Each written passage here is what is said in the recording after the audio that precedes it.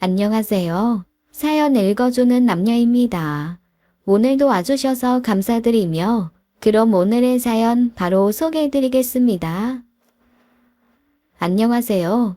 저는 믿었던 가족에게 뒤통수 맞았지만 꿈을 이룬 60대 여자입니다. 무슨 소리냐고요? 얼마 전 저희 집안에서 일어난 미스터리한 사건에 대한 이야기예요. 지금부터 들려드릴게요. 저는 결혼 전부터 친구처럼 지낼 딸을 간절히 바랐어요. 저희 엄마가 일찍 돌아가셔서인지 엄마와 친한 주변 친구들을 보면 그렇게 부러울 수가 없었거든요. 그래서 딸을 낳으면 정말 귀하게 키우고 친구처럼 다정하게 지내야겠다 다짐했죠. 하지만 덕이 부족했는지 어떻게 아들만 둘을 낳았네요. 아들 중에서도 살갑고 애교 있는 아이들이 많다던데 저희 집 애들은 둘 다 저희 아빠를 닮아서 무뚝뚝했어요. 결혼해서 40년 가까이 살도록 다정한 말 한마디 한 적 없는 사람이 저희 남편이거든요. 자기 기분 나빠서 화낼 때 말고 평소에는 말도 거의 없다니까요. 젊었을 때까지만 해도 답답해 죽겠다고 가슴 펑펑 치며 살아왔지만 그것도 적응이 됐는지 이제는 포기하고 삽니다. 그래도 속으로는 가족을 많이 아낀다는 걸 아니까요. 그래도 복이 많은지 남편도 아들들도 큰 사고는 안 쳐서 지금까지 큰 소리 나는 일 없이 무탈하게 잘 살아왔습니다. 그 일이 있기 전까지는 말이죠. 아들들이 장성해서 다 결혼까지 했는데 큰며느리는 큰아들처럼 묻어나고 속 깊은 아이였어요. 맏며느리감으로 딱이라 동네에서도 친척들 사이에서도 칭찬이 자자했습니다. 그런데 문제는 작은 며느리였어요. 사실 첫인사 오는 날부터 샛노란 미니스커트를 풀적이면서 들어오기에 범상치 않은 아이구나 싶었거든요. 그런데 보면 볼수록 참 누구를 닮았는지 참 아이가 철이 많이 없더군요. 그때 큰며느리가 아이를 낳은 지 1년이 지나도록 살이 잘 안 빠져서 속상해하던 시기였습니다. 그런데 어머, 형님은 임신하셨나 봐요. 조카가 하나 있다고 들었는데 둘째도 곧 낳으시는 거예요? 와, 그럼 저 조카가 둘이나 생기는 거네요. 아, 아니에요. 그냥 첫째 임신했을 때 찐살이 아직 안 빠진 거예요. 어머, 죄송해요. 저는 배만 보고 임신하신 줄 알고. 배가 좀 나왔죠?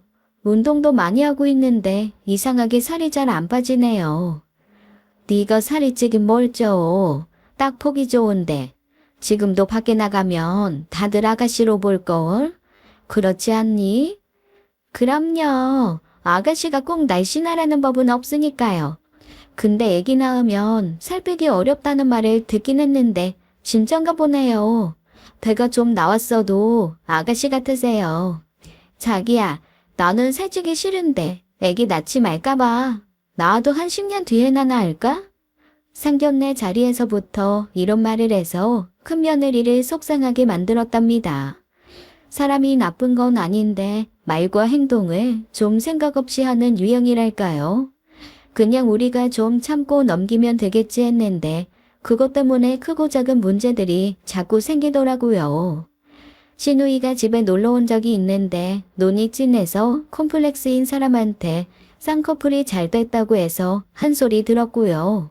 키가 작은 게 콤플렉스인 시조카에게는 작아서 동생 같고 귀엽다는 안 해도 될 소리를 해서 울린 적도 있어요. 친척 모임만 생기면 저는 작은 며느리가 또 무슨 소리를 해서 분위기를 냉랭하게 만들까 걱정부터 됐답니다. 하지만 이런 건 그냥 웃고 넘길 일들이었죠. 좀 큰 사건은 작은 며느리랑 제가 단둘이 시장에 갔을 때 벌어졌어요. 워낙 산만하고 호기심도 많은 아이라 눈을 안 떼고 있었는데 제가 전복을 고르느라고 잠깐 한눈을 판 거예요. 가게 주인이랑 이게 자연산이네 아니네 하며 한창 신경전을 벌이고 있는데 뒤에서 큰 소리가 나더라고요. 무슨 일인가 하고 뒤돌아보니까 뒤에 사람들이 모여 있고 큰 소리가 나는 게 싸움이 난 모양이더군요. 시장에서 채신머리 없이 뭐 하는 짓인가 싶어 혀를 끌끌 차던 제가 작은 며느리를 찾았는데 아이가 없는 겁니다. 이건 뭐 어린애도 아닌데 눈을 잠시도 뗄 수가 없었다니까요. 미아찾기 하는 것처럼 며느리 이름을 부르며 찾아다니는데 뒤쪽에서 낯익은 목소리가 들렸습니다. 바로 그 싸움이 난 곳이었어요. 저는 설마 아니겠지 하며 조심스럽게 그쪽으로 가보았답니다. 한 걸음 두 걸음 다가가면서도 저는 현실을 부정했어요. 아닐 거야. 설마 내 며느리가 이런 데서 싸움이나 하고 있을 리가 없어.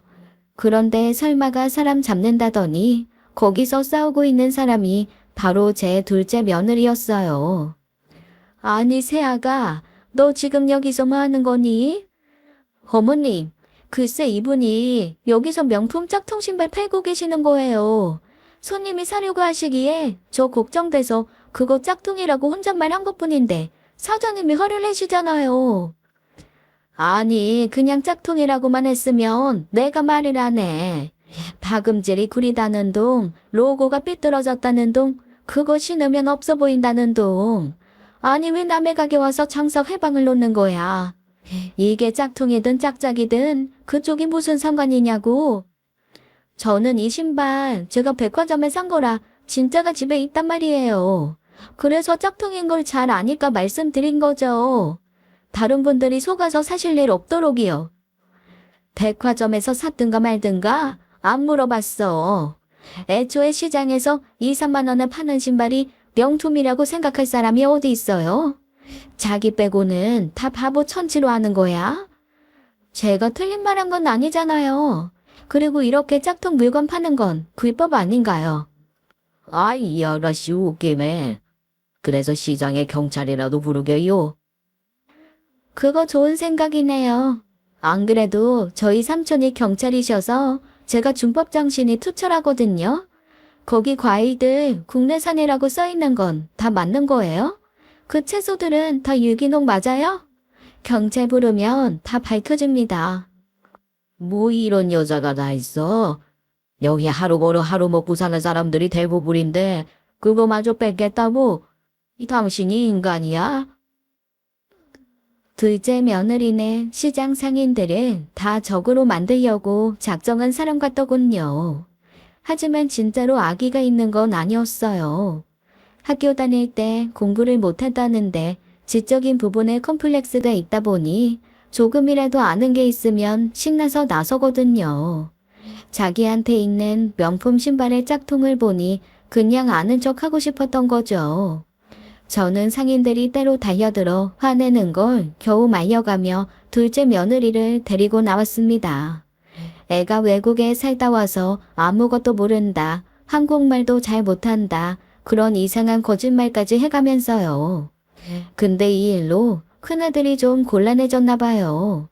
큰아들은 제약회사에서 일하는 영업사원이라 시장에 있는 큰 약국에 약을 납품하거든요. 그런데 시장 사람들이 똘똘 뭉쳐서 저희 집을 미워한다면서 약사가 자기도 눈치 보여서 거래를 못하겠다고 했대요. 영업사원들은 거래처 하나가 끊기면 큰일인가 보더라고요. 결국 큰아들이 작은 아들한테 재수 씨가 시장에 가서 사과해 줬으면 좋겠다고 부탁을 했어요. 작은 아들은 그게 무슨 소리냐, 절대 못한다고 난리쳐서 형제간에 큰 싸움까지 났었습니다. 결국 작은 아들이 신발 가게 사장한테 가서 사과하는 걸로 겨우 넘어갈 수 있었죠. 하지만 그 일로 두 아들은 사이가 조금 벌어지고 저는 한동안 시장 근처에 발도 못 들였답니다. 하지만 이것들은 시작에 불과했어요. 얼마 후 제가 남편이랑 같이 동네 뒷산으로 등산을 갔을 때였어요. 날이 쨍쨍해서 선캡에 2건까지 둘렀더니 이웃 사람들도 저희 부부를 잘 몰라보더라고요. 힘들어서 벤치에 앉아 좀 쉬는데 근처 정자에서 사람들이 이야기하는 소리가 들렸습니다. 그 집 남편이 어린 여자랑 바람이 났다네. 아이고 세상에. 아내 인상 좋고 사람 좋아 보이던데 어쩌나. 아직 모르고 있는 거겠지? 그럼요. 모르니까 그렇게 허허실실 웃으면서 돌아다니죠. 아이고 불쌍해라. 그 남자는 환갑도 넘었다던데 다 늙어서 그게 무슨 추태래요? 남자들은 그런 로망 같은 게 있긴 하지. 능력만 되면 어린 여자랑 한 번쯤. 당신 죽고 싶어? 당장 이혼당하고 싶어. 아이고 참 내가 그렇다는 게 아니라 다른 남자들이 그렇다는 거지. 아이고 이 형님은 어차피 능력도 없어서 안 됩니다. 걱정 마세요 형수님. 능력이 있든 없든 그런 생각을 한다는 것 자체가 소름 끼쳐요. 자기 딸버린 젊은 여자에 대해 상대로 대체 왜 그러는 거야? 아유 징그러. 내가 그 집 마누라 찾아가서 확 다 일러줄까 보다. 어허 큰일 나. 그러다 괜히 가정 파탄범 소리 듣는다고. 가정 파탄범은 바람 피운 그 남편이죠. 그 집은 작은 며느리도 싸가지가 없던데 남편까지 그러고 다니면 어떡해요? 안팎으로 난리가 난 거지. 그 남편도 점잖으니 인상 참 좋게 생겼댄데. 하여튼 사람 겉모습만 보고는 몰라. 저는 그 집 추어탕 좋아해서 자주 갔거든요. 부부가 참 금슬이 좋아 보였는데 아저씨가 그런 사람이라는 게 믿기지가 않아요. 아유 맞다. 그 남자 추어탕집 사장이지. 이 요 사거리에 있는 큰 식당 맞나? 맞아. 당신 복날이면 거기 가잖아. 삼계탕보다 훨씬 개운하고 좋다고. 아이 이제 다시는 가지 말아야지. 그 얼굴 보면 기분 나빠서 있던 밥맛도 떨어질 것 같아. 저는 소문내고 다녀야겠어요. 사람들이 그 추어탕집 안 가게요. 저희가 돈 써봤자 그 상간녀 주머니로나 들어갈 거 아니에요. 남의 일인 줄 알고 재미나게 듣고 있었는데 가만 보니까 저희 집 이야기 같더라고요. 저희 남편이 이 동네 유일한 추어탕 가게 사장이거든요. 옆을 슬쩍 보니 남편의 얼굴이 불그락 푸르락 하더군요. 제가 말릴 사이도 없이 남편이 점자로 다가가서 그 사람들에게 말을 건넸습니다. 그게 무슨 말입니까? 사거리 추어탕집 사장이 바람을 피운다고요? 아이 못 들으셨습니까? 벌써 동네에 소문 쫙 났는데 이 소식이 늦으시네. 아이 그냥 바람도 아니고 자기 딸 버린 어린 여자랑 눈 맞아서 이 명품이고 용돈이고 다 갖다 바친대요. 그 소문은 대체 어디서 들으신 겁니까? 아이 글쎄요. 나는 부동산에서 들었는데 이 당신은 어디서 들었다고 했지? 나는 시장에 갔다가 떡집에서 들었지. 근데 어디다 할 거 없이 요즘 다 그 이야기만 하고 다녀요. 동네 사람들 다 알걸요? 에휴, 얼마나 치를 내고 다녔으면 모르는 사람이 없겠습니까? 이 부끄러운 줄도 모르고 말이야. 참 세상 말세요. 말세는 당신들이 말세죠. 알지도 못하면서 떠도는 소문만 믿고 함부로 떠드는 사람들. 남편이 두건과 성캡을 벗자 사람들이 남편을 알아보고 놀라더라고요. 신나게 떠들어대던 소문의 주인공이 바로 눈앞에 나타났으니까요. 제 신나게 욕하던 남자는 물 마시다 사례가 들렸는지 헥헥거리기까지 했습니다. 내가 불륜이라니. 이 어린 여자는커녕 늙은 여자도 만나본 적 없습니다. 평생 여자라고는 아내만 바라보면서 가정에 충실하며 살았는데 왜 그런 소문을 퍼뜨리는 겁니까? 당신들이 봤어요? 직접 본 것도 아니면서 함부로 떠들어도 되는 겁니까? 아니 그게... 아휴 죄송해요.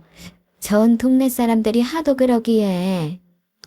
동네 사람들이 그렇다면 다 그런 겁니까? 그 중에서 실제로 본 사람 단 한 명이라도 있대요.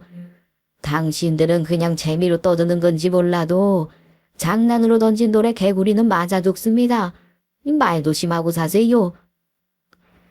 저희 남편이 평소에는 조용하고 점잖지만 한번 화나면 정말 무섭거든요. 그날 한참 동안 버럭버럭 소리 지르며 그 사람들을 혼내고 돌아왔죠. 그런데 집에 돌아와도 남편의 화가 풀리지 않더라고요. 혹시 방귀 낀 놈이 성내는 거 아니냐, 바람 피워놓고 들키니까 연기하는 거 아니냐 생각하시는 분들이 계실지도 모르겠네요. 하지만 저는 남편을 믿으니까 당연히 의심조차 안 했어요. 저희 부부는 재산을 다 오픈해서 같이 관리하거든요. 바람을 피우면 지출이 당연히 늘어나지 않겠어요. 그런데 남편은 짠돌이라 용돈을 저보다도 적게 써서 의심할 건덕지가 하나도 없었어요. 제가 화 풀라고 사람들 금방 잊을 거라고 위로해 주었지만 남편은 계속 분한가 보더라고요. 대체 누가 그런 말도 안 되는 소문을 퍼뜨리고 다니는 거야? 누가 당신 닮은 사람 보고 착각한 거 아닐까? 아니면 혹시 우리 며느리랑 같이 있는 거 보고 오해했나? 당신 작은 애랑 밖에서 만난 적 없어? 내가 작은 애랑 밖에서 만날 일이 뭐가 있어? 아니다. 지난주에 고깃집에서 둘째랑 같이 우연히 만났어. 근데 새아가가 내 친구한테 또 말실수를 하는 거야. 걔가 술을 많이 마시니까 그러다가 이혼당한다는 이상한 농담을 하더라고. 근데 걔가 얼마 전에 진짜 이혼당한 애거든. 그게 속상해서 술 마시는 거였는데 거기다 대고. 그래서 내가 불러다가 따끔하게 혼낸 적 있는데 설마 그것 때문인가? 뭐가 그것 때문이야? 나한테 혼난 게 기분 나빠서 앙심 품고 나쁜 소문 퍼뜨리고 다니는 거 아니야? 에휴, 말이 트는 소리를 해. 그렇게 치면 난 둘째 900번도 더 혼냈는데 내 소문부터 냈겠지. 당신은 왜 죄 없는 애를 잡아? 그게 아니면 나한테 앙심 품을 사람이 없잖아. 내가 주변 사람들하고 얼마나 잘 지내는데. 아무리 생각해도 둘째야. 둘째 며느리 말고는 날 싫어할 사람이 없어. 계속 그러면 내가 당신을 싫어하게 될 것 같네. 괜히 둘째 며느리한테 노냥 씌우지 마. 걔가 말을 좀 막 해서 그렇지 속은 얼마나 착한 애라고. 진짜 착한 애면 말을 그렇게 안 하지. 상대방 배려 안 하고 여기저기 막 말하고 다니는 거 나쁜 거야. 그건 그냥 좀 철이 없는 거고. 악의적인 의도가 있어서 그러는 건 아니잖아. 어른이면 그냥 너그럽게 이해해 줄 줄도 알아야지. 다시는 그런 소리 하지 마. 그렇게 잘 넘어간 줄 알았는데 아니었던 모양이에요. 남편이 다음날 둘째 아들과 며느리를 집으로 불렀거든요. 근처에 살고 저랑 사이가 좋아서 평소에도 종종 놀러 오곤 했는데 남편이 부른 적은 처음이었어요. 저는 모르고 있었는데 두 아이가 잔뜩 긴장해서 집에 왔더라고요. 저는 아이들을 보자 당황해서 남편을 째려봤습니다. 어제 일로 둘째 며느리를 추궁하려고 부른 게 분명했거든요. 남편이 그렇게 유치한 면이 있는 줄은 꿈에도 몰랐어요. 남자는 나이 먹으면 먹을수록 더 애가 된다더니 진짜더라고요. 앞으로 둘째 며느리 얼굴을 어떻게 보나 하는 생각에 머리가 하얘졌습니다. 주말에 자기들끼리 쉬기도 바쁜 애들을 집에 왜 불러? 제발 어른으로서 체면 좀 지켜. 내가 알아서 할 테니까 당신은 잠자고 있기만 해. 두 분 무슨 일 있으세요? 혹시 싸우셨어요? 내가 이렇게 너희를 부른 이유는 새아가한테 물어볼 게 있어서다. 여보, 제발 좀. 무슨 일이신데요? 저는 괜찮으니까 편하게 말씀하세요. 요즘 동네에 내가 어린 여자하고 바람을 피운다는 말도 안 되는 소문이 도는구나. 너희도 들어본 적 있냐? 예? 누가 그런 헛소리를 하고 다녀요. 제가 알았으면 가만히 안 뒀을 거예요. 저도 처음 들어보는 소리예요. 근데 내가 알아보니까 이 소문이 지난주부터 퍼졌다는구나. 내가 너희 둘을 고깃집에서 만난 이유 말이야. 새아가가 그날 또 말 실수해서 나한테 크게 혼이 났었지. 그게 벌써 지난주였나요? 저는 그런 일이 하루 이틀이 아니라 잘 기억도 안 나네요. 솔직히 말하면 다 용서하마. 혹시 그날 나한테 혼나고 이 홧김에 네가 그런 소문을 퍼뜨린 거 아니야? 아버지, 어떻게 그런 말씀을 하세요? 이 사람을 대체 뭘로 보시는 거예요? 나한테 앙심을 품을 사람도 그런 말하고 다닐 사람도 얘밖에 없잖아. 그런 말하고 다닐 사람이라뇨. 이 사람이 조금 철이 없어서 말을 막 하긴 해도 없는 말 지어내고 헛소문 퍼뜨리는 사람 아니에요. 저 아니에요. 하늘에 맹세코 그런 말 해본 적도 없어요. 미안하다. 네 시아버지가 지금 화가 나서 제정신이 아니야. 당신 제발 그만 좀 해. 증거도 하나도 없는데 며느리한테 왜 그러는 거야? 아이 내 주변에 네가 아니면 그럴 사람이 없잖아. 그냥 솔직하게 말하고 사람들한테 아니라고 해명하면 돼. 그럼 나도 다 용서하고 이번 일은 잊을 테니까. 저 정말 아니라니까요. 아니라고 해도 안 믿을 거면 뭐하러 부르셨어요? 아버님이 이런 분이신 줄 몰랐어요. 저야말로 실망이에요. 그날 정말 난리도 아니었습니다. 남편과 둘째 아들은 화나서 서로 고함을 치며 싸우고 저는 속상해서 오는 둘째 며느리를 달래느라 정신이 없었어요. 결국 아무것도 해결되지 못하고 서로 감정만 상한 채로 아이들이 돌아갔습니다. 저는 결혼한 후 처음으로 남편이 너무 창피하고 너무 실망스럽더라고요. 증거가 있어도 증거를 의심해봐야 할 판에 증거도 없는데 자기 심증만으로 며느리를 오해하고 몰아붙이다니요. 그렇게 경솔하고 무책임한 사람인 줄 꿈에도 몰랐습니다. 하지만 오죽 속상하고 화가 나면 사람이 저렇게 변했을까 하는 생각에 짠하기도 하더라고요. 저는 일단 남편을 잘 달래주고는 내가 해결할 테니 걱정 말라고 말했습니다. 다음날 저는 날이 밝자마자 첫째 며느리에게 가서는 남편의 카드와 통장 사용 내역을 뽑아달라고 했어요. 그 후 그걸 가지고 시장으로 갔죠. 소문을 낸 사람이 누구인지는 모르지만 소문이 커지고 퍼진 곳은 시장에게 분명했거든요. 워낙 말도 많은 곳이지만 지난 둘째 며느리 사건으로 저희 집의 감정도 안 좋았으니까요.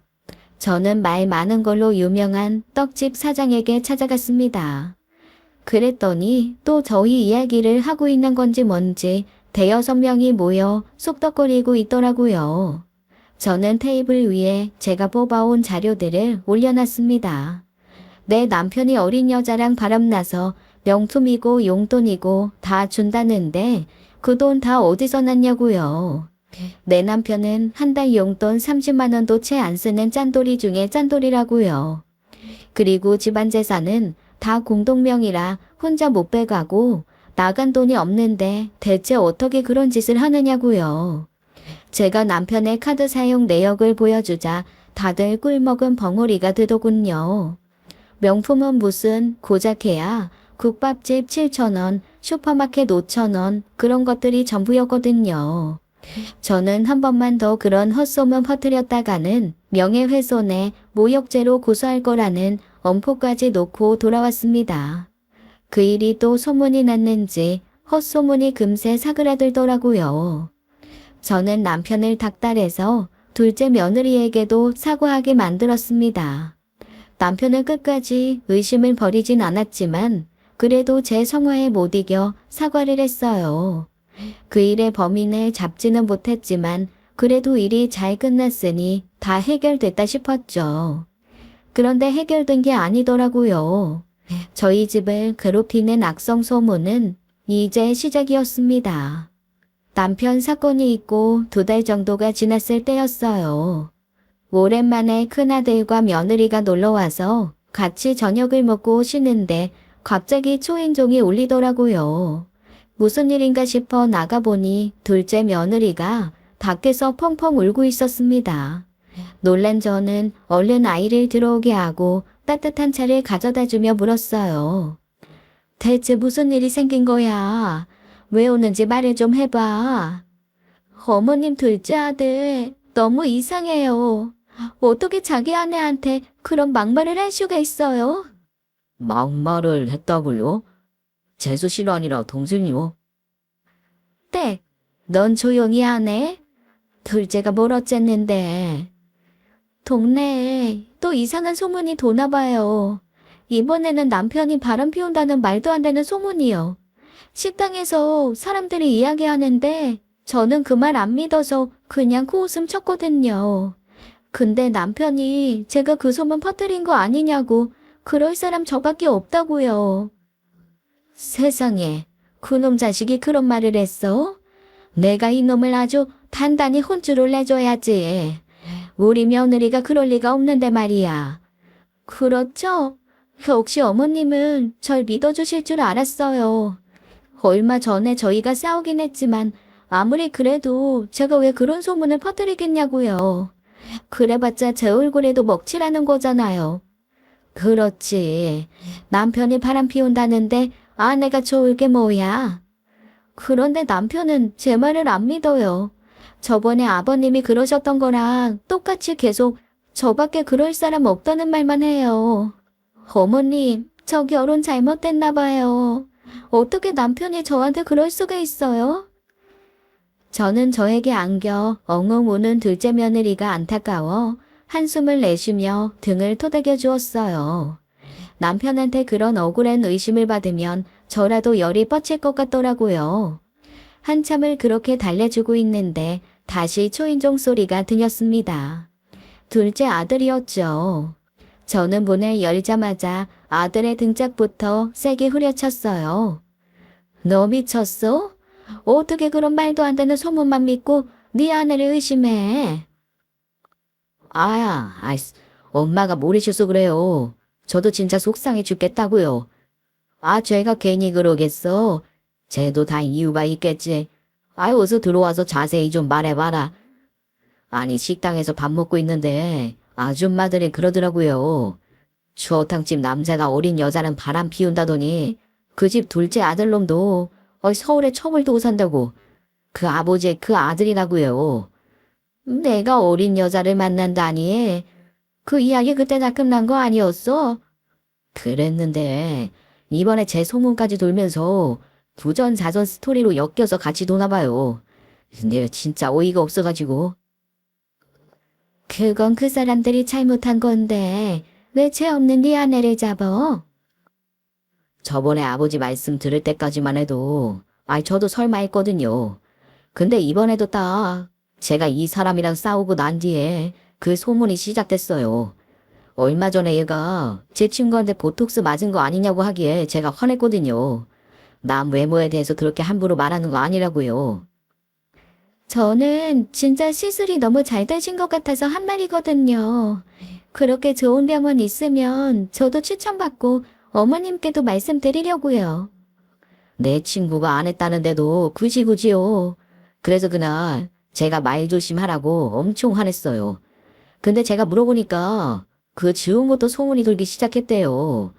얘 아니면 저에 대해 나쁜 말 하고 다닐 사람 없잖아요. 밖에서 술이라도 먹고 홧김에 이상한 소문 퍼뜨린 게 분명해요. 그래서 내가 뭐라고 했냐?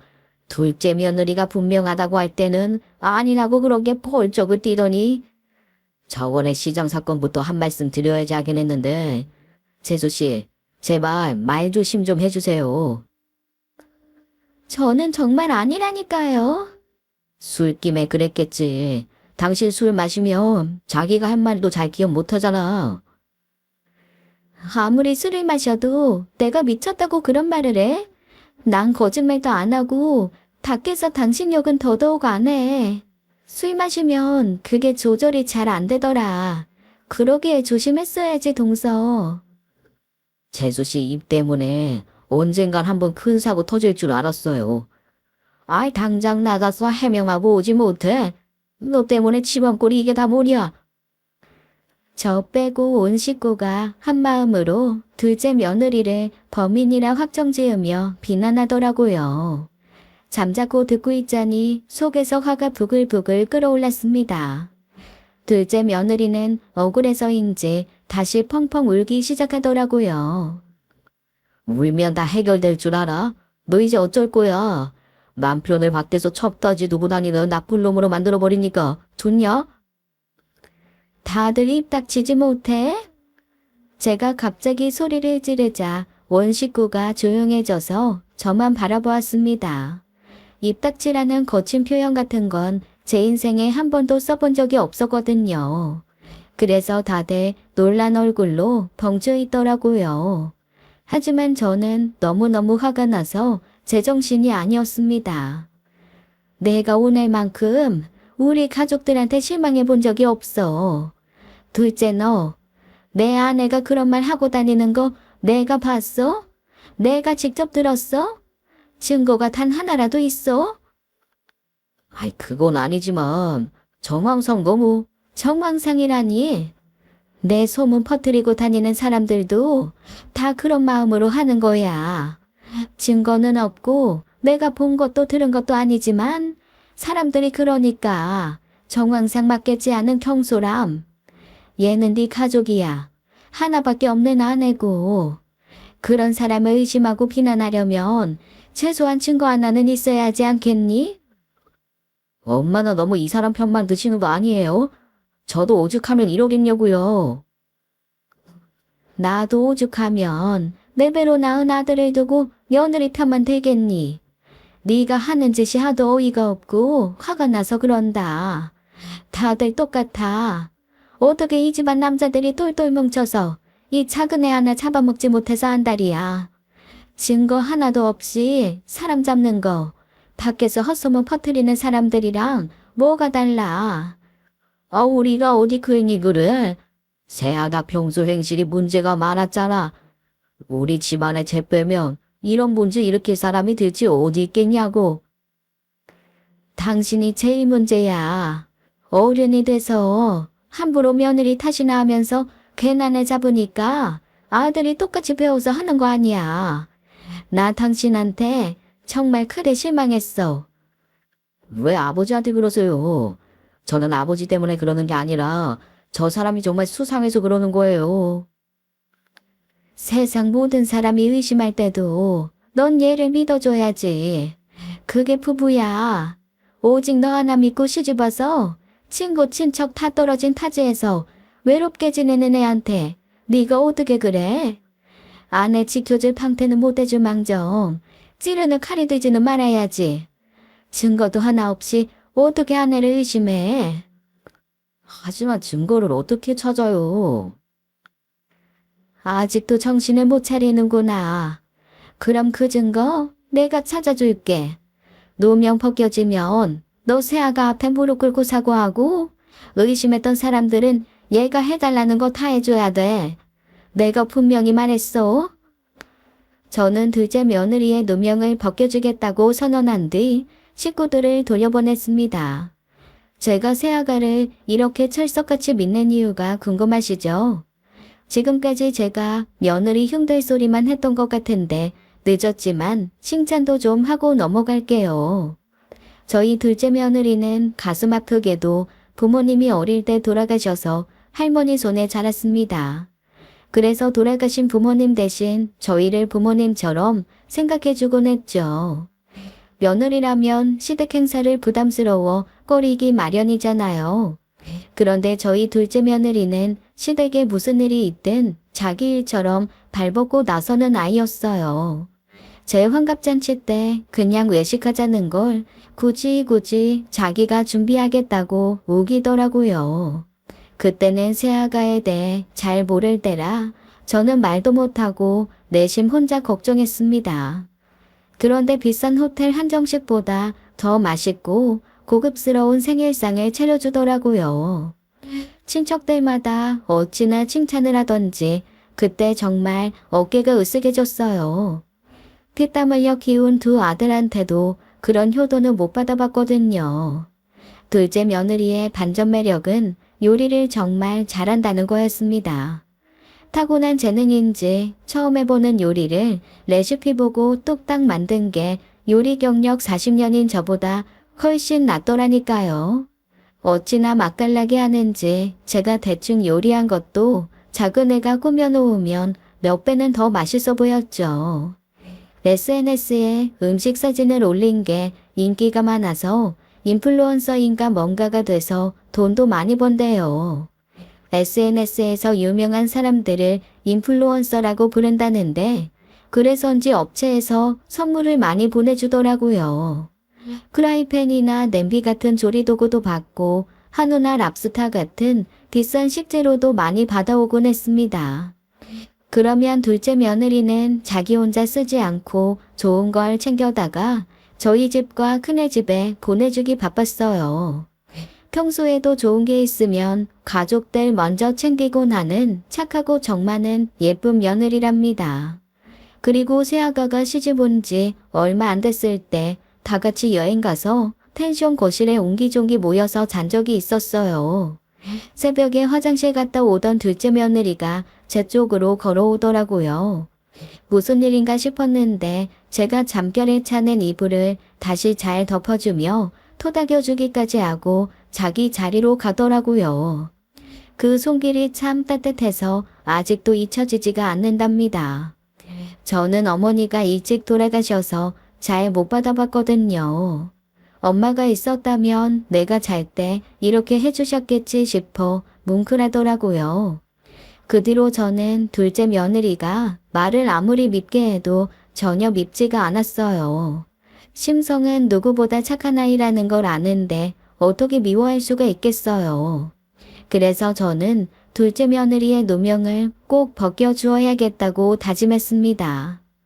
그런데 진실을 파헤칠수록 놀라운 일이 벌어지더라고요. 이 사건에 생각지도 못한 반전이 있었거든요. 둘째 며느리 누명 벗기기 작전이 시작된 날 어떻게 하면 좋을까 밤새 고민하던 저는 아침이 되자 은밀하게 다시 시장에 있는 떡집을 찾아갔습니다. 떡집 사장은 동네에서 청주댁이라 불리는 여자였는데요. 그 동네에서 가장 입이 가볍고 또 가장 발이 넓은 걸로 유명한 사람이었어요. 도착하니 벌써 시장 사람들하고 떠들고 있기에 저는 가져간 쌀을 내밀며 가래떡을 만들어 달라고 부탁했습니다. 잠시 후 다른 사람들이 다 떠나고 청주댁과 저 둘만 남았을 때 제가 말을 꺼냈어요. 청주댁, 요즘 좀 바빠요? 아유, 바쁘긴 뭘 바빠요. 대목도 다 지나갔으니 너무 한가해서 탈이죠. 그럼 내가 부탁 하나 해도 될까요? 요즘 우리 집에 대한 소문이 또 돌고 있는 거 알죠? 아유, 아니에요. 몰라요. 저는 진짜 아무것도 몰라요. 동네 사람들 다 아는데 마당발 청주댁이 모를 리가 있나.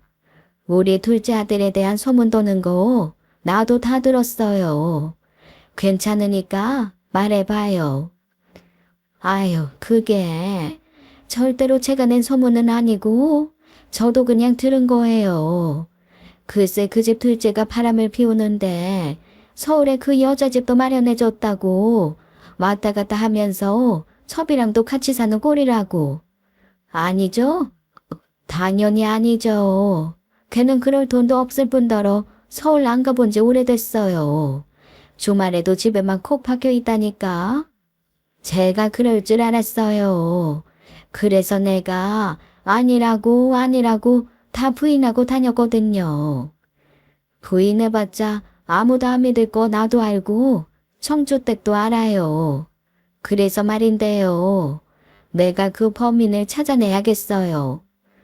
범인을 어떻게 찾아요? 내가 직접 움직이면 범인이 숨을 게 분명해요.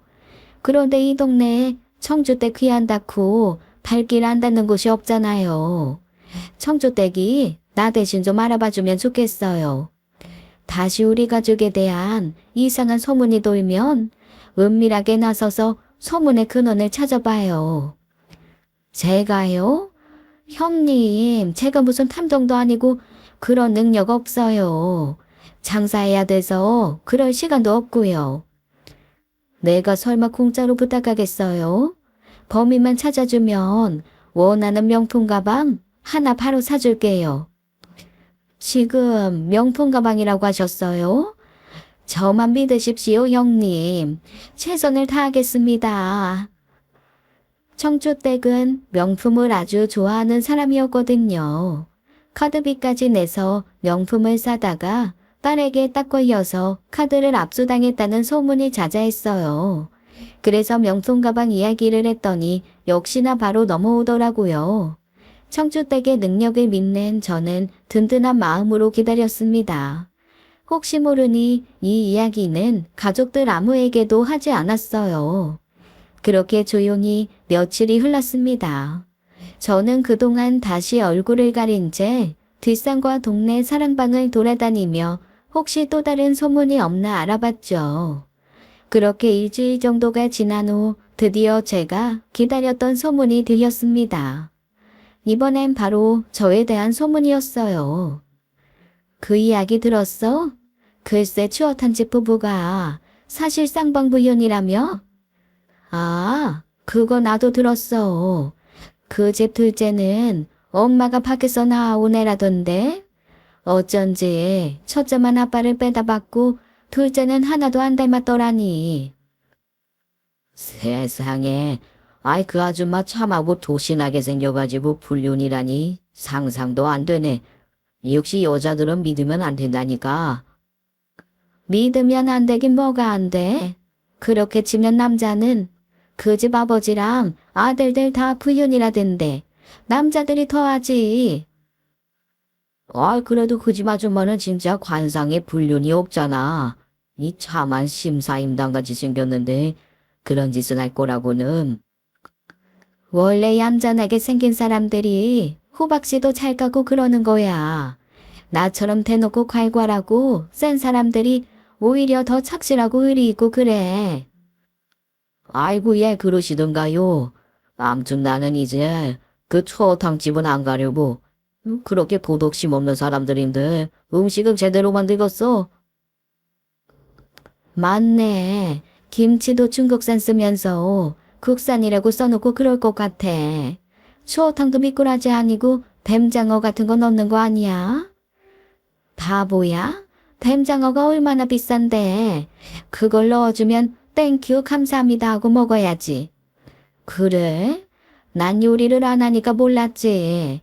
아무튼 나도 그 집 못 믿겠다. 앞으로 절대 안 가. 아니라고 부정할 의지조차 생기지 않는 얼토당토 않은 헛소리에 저는 고개만 절레절레하고 집으로 돌아왔습니다. 그리고 초조하게 핸드폰을 바라보며 청주댁의 연락을 기다렸죠. 이 소식을 못 들었을 리 없는 청주댁이 분명 여기저기 알아보고 다니는 중일 테니까요.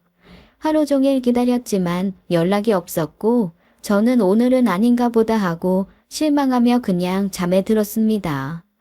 그런데 밤 11시가 넘은 시간에 제 핸드폰이 울렸어요. 청주댁이더군요.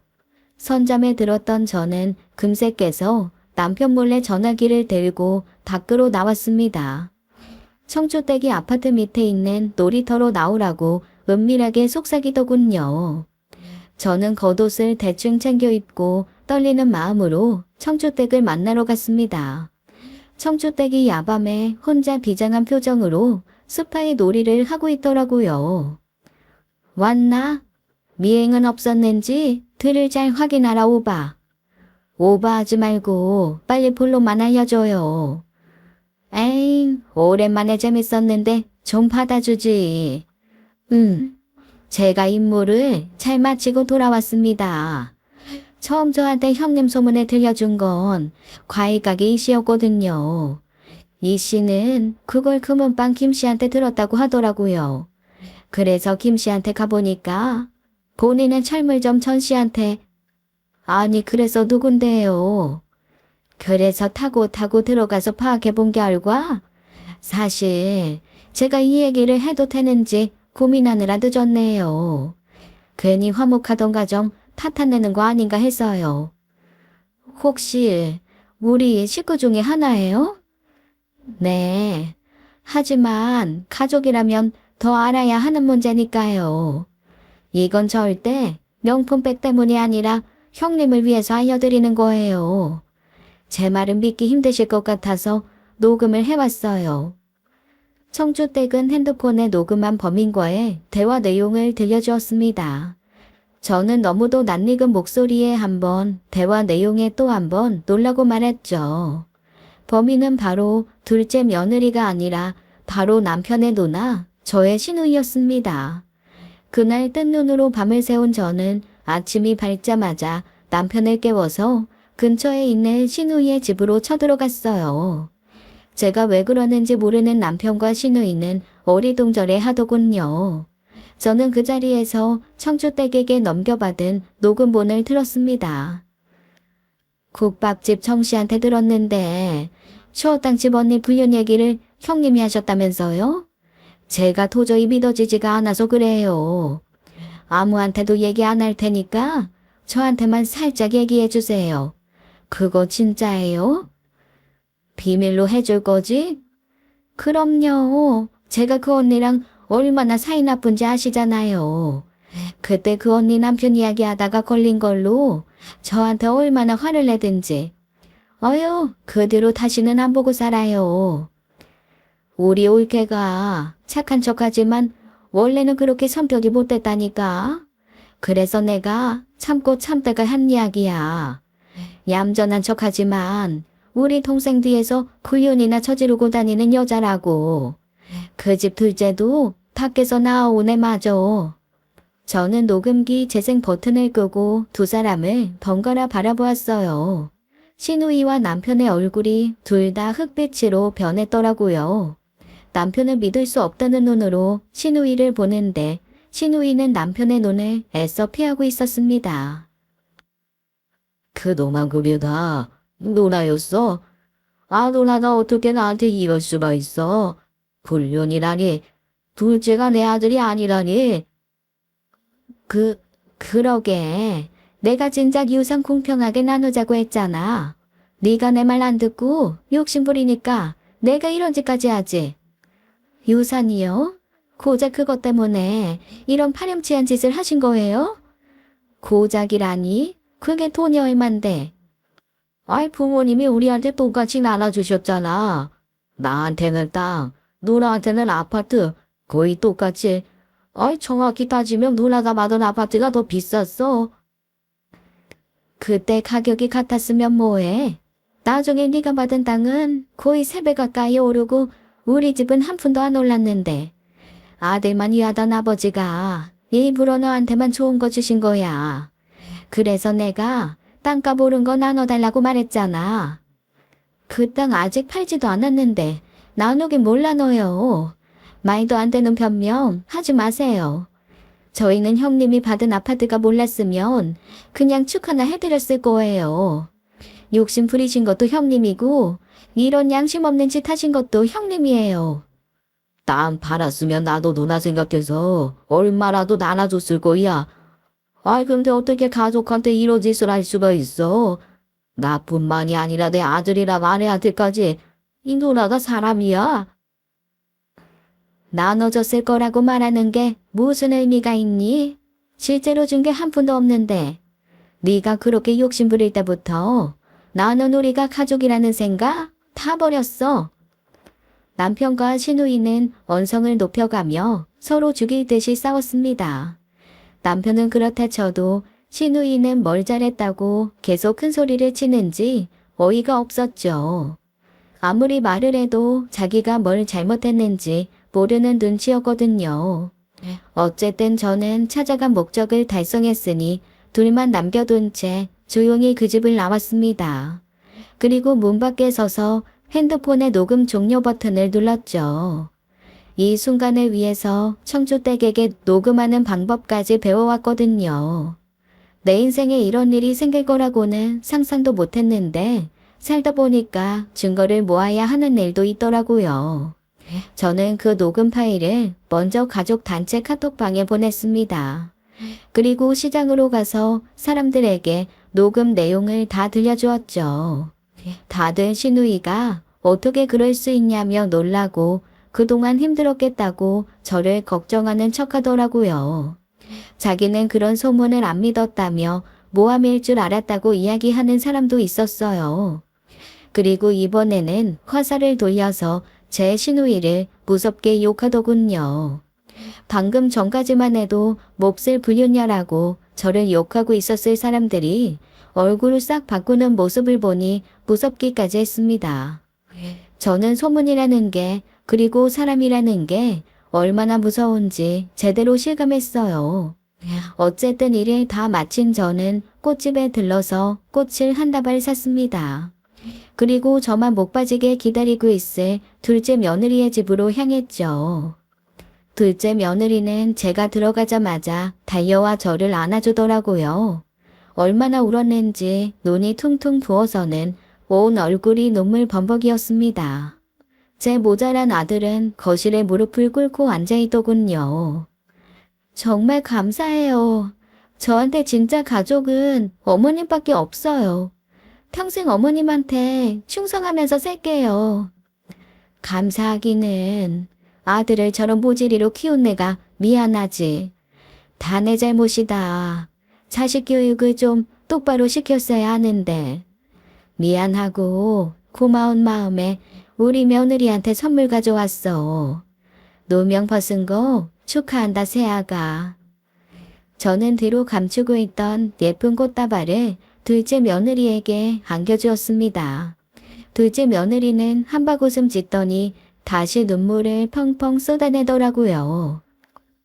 어머님, 너무 감동이에요. 남편한테도 못 받아본 꽃다발을 어머님께 받게 될 줄 몰랐어요. 내가 정말 미안해 여보. 죽을 죄를 지었어. 내가 지금 나가서 꽃다발 사올까? 당신을 위해서라면 100개라도 아니 꽃집이라도 사올 수 있어. 으이그, 말이나 못하면. 당신은 어머님 덕분에 용서받은 줄이나 알아. 어머니 아니었으면 나 진짜 이혼했을 거야. 알지. 그래서 어머니한테도 당신한테도 너무너무 미안하고 고마워. 앞으로는 정신 똑바로 차리고 두 여자분한테 평생 충성하면서 살 듯. 그때 추인종이 울려서 나가보니 제 남편과 큰아들, 큰며느리가 문 밖에 와 있었습니다.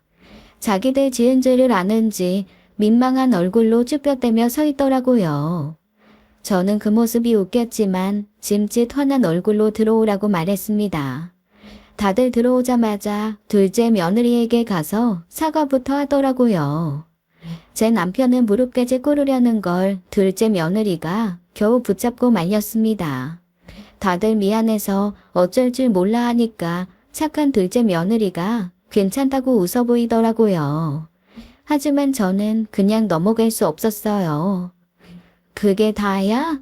노명 벗겨지면 새아가가 해달라는 거 다 해주기로 했잖아. 여보, 뭐 갖고 싶어? 말만 해. 나 진짜 내 심장이라도 뺏어 줄 수 있어. 그만큼 너무 미안하고 상해. 그런 걸 어디다 갖다 쓰니? 마음은 돈으로 드러내는 거니까 물질로 보상해. 새아가 뭐 갖고 싶니? 이번 기회에 다 말해. 지은 죄들이 워낙 크니까 이 사람들이 다 해줄 거야. 그래, 아이 뭐든지 다 말해라. 내가 그거라도 해야 죄책감이 덜어질 것 같구나. 그러면 저희 또 여행 가요. 저번에 가족여행 갔을 때 정말 행복했거든요. 저 유치원 때 말고는 가족끼리 여행 가본 적이 없어서요. 이번 일로 가족들한테 질렸을 법도 한데 또 하고 싶은 게 가족여행이라니 코끝이 찡해지더라고요. 새 부자는 서로 앞다퉈 여행 갈 때 들기 좋은 명품 댁도 사주겠다. 비행기 비즈니스석을 끊어주겠다. 난리였습니다. 그 모습에 저도 둘째 며느리도 같이 웃고 말았어요. 이러니 저러니 해도 역시 가족밖에 없더라고요. 그날 저희 가족은 그동안 못했던 이야기를 허심탄회하게 다 나눴습니다. 서로 고마웠던 점, 서운했던 점들 모두요. 둘째 며느리는 그동안 자기 말 때문에 가족들이 상처받은 이야기를 듣고 충격을 받은 눈치였습니다. 앞으로 말조심을 하겠다고 약속하더니 정말 그 약속을 지키더라고요. 한동안은 무슨 말을 하기 전에 저한테 이런 말 해도 되냐고 몰래 물어보곤 했어요. 그러다 나중에는 혼자서도 말을 잘 거르게 됐죠. 수다스러운 건 여전했지만 말을 하기 전에 잠시 참고 생각을 하는 게 느껴졌거든요. 그래서 저희 가족은 둘째 며느리의 말에 상처받는 일도 없어졌습니다. 헛소문 사건으로 힘들었지만 그래도 작은 며느리도 다른 가족들도 배운 게 있어 다행이었어요. 큰 고비를 넘긴 저희 가족은 더 화목해지고 더 단단해졌답니다. 헛소문 퍼뜨린 제 시누이는 어떻게 됐냐고요? 저는 고소하고 싶었어요. 제가 마침 녹음을 해서 증거도 충분했으니까요. 남편도 처음에는 그러자고 했지만 나중에는 그래도 노나이인데 고소까지는 못하겠다고 하더라고요. 아무래도 피가 섞인 가족이니까요. 하지만 시누이가 했던 짓은 동네는 물론 친척들에게까지 다 소문이 나서 시누이는 외톨이가 되었습니다. 저도 그 정도면 충분히 벌 받았다고 생각해서 남편의 뜻을 받아들였어요. 시누이와는 이후 인연을 끊고 다시는 안 보고 살기로 했습니다. 저는 어떻게 지내냐고요? 며느리들이 손주 데리고 하루가 멀다 하고 찾아와 주는 통에 매일 즐겁게 지내고 있어요. 지난 사건으로 둘째 며느리는 저에게 평생 충성한다더니 정말 딸처럼 더 잘해주었거든요. 첫째 며느리도 제가 둘째한테 하는 걸 보고 감동받았다며 역시 요즘 며느리 사랑은 시어머니라고 하더라고요. 며느리가 아니라 정말 딸이 둘 생긴 기분이라 저도 드디어 딸을 갖고 싶다는 꿈이 이루어졌답니다. 늙음하게 이 정도면 최고의 인생 아니겠어요? 그래서 저는 요즘 제가 최고로 행복한 할머니라고 소개하고 다닌답니다. 저희 집 이야기 재미있으셨나요? 저의 행복이 여러분의 가정에도 전해지길 바라며 이만 글을 마치겠습니다. 제 이야기를 들어주셔서 감사합니다. 지금까지 사연 읽어주는 남녀였습니다. 끝까지 시청해주신 여러분 감사드리며 저희는 다음 사연으로 돌아올게요. 감사합니다.